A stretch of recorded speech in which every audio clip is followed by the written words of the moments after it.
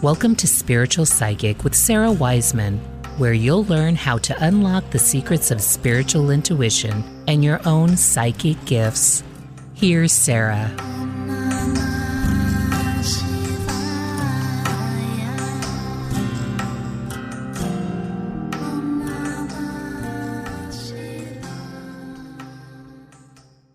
Hey everybody, I'm Sarah Wiseman. Today we're talking about the idea, is intuition spiritual? Intuition is a spiritual path you can travel on the road of intuitive learning, taking courses and teachings and learning different skills. And if you travel this road deeply and with humility, you will end up spiritually awake. It is just what happens when you are in direct connection for any length of time over time. Conversely, the spiritual path leads to intuition. If you travel on the path of spiritual growth long enough, doing practices of meditation, prayer, renunciation, ritual, no matter which religion or practice you do, you will end up opening your intuitive self. Consciousness is the result of intuition. Intuition is the result of consciousness. So this message has been coming to me, from the beginning, because there was this fear when I began this work that intuition was either not real, or it was scary, or it was evil, or it was not allowed, or that somehow psychic development or intuitive development were not in alignment with a spiritual way of life. And especially, some religions, say that you can't do any of these psychic development practices, or you can't do any of these intuitive practices.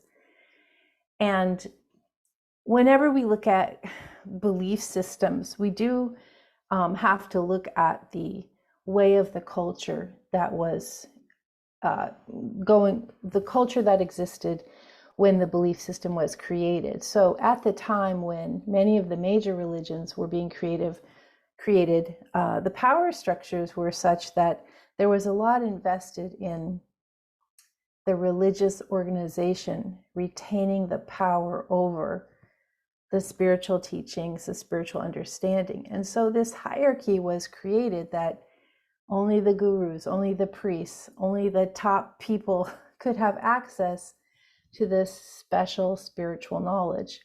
And furthering that, at that time of many of these, the major pillar religions, literacy was not widely available to everybody. Like, nobody had literacy. Nobody had smartphones. Nobody was texting each other. No one was exchanging this idea group that we work on now. So this idea that knowledge is only for a few. And so obviously these religions, organizations did not want your average person walking around in the forest having a massive spiritual experience. They did not want that person coming forward and sharing what they had learned, because it, took away the roots of the idea of hierarchy, that knowledge was only for a few.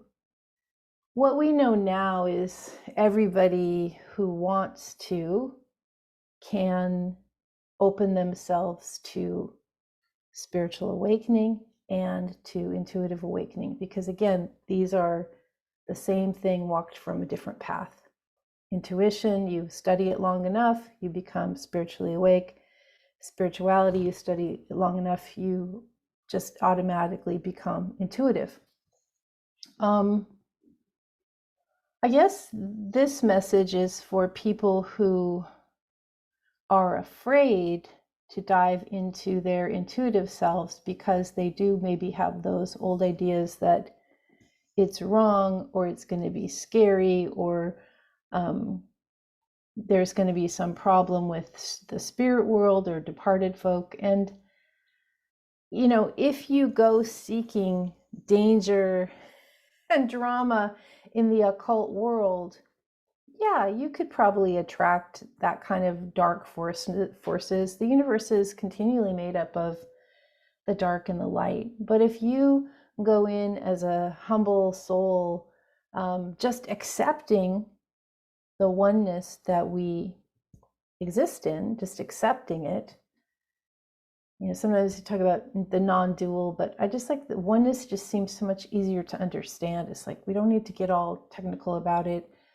You just accept this oneness. So not only are we part of the same collective soul, but it's not just our bodies in this time and place. It extends to all time, space, matter, emotion, vibration, things that we don't understand yet, that we don't have names for yet.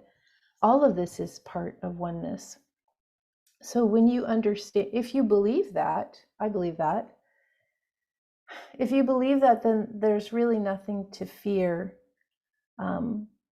by going in humbly, going in with some kind of reverence and asking to connect with your guides and angels and mentors. That's what's going to happen.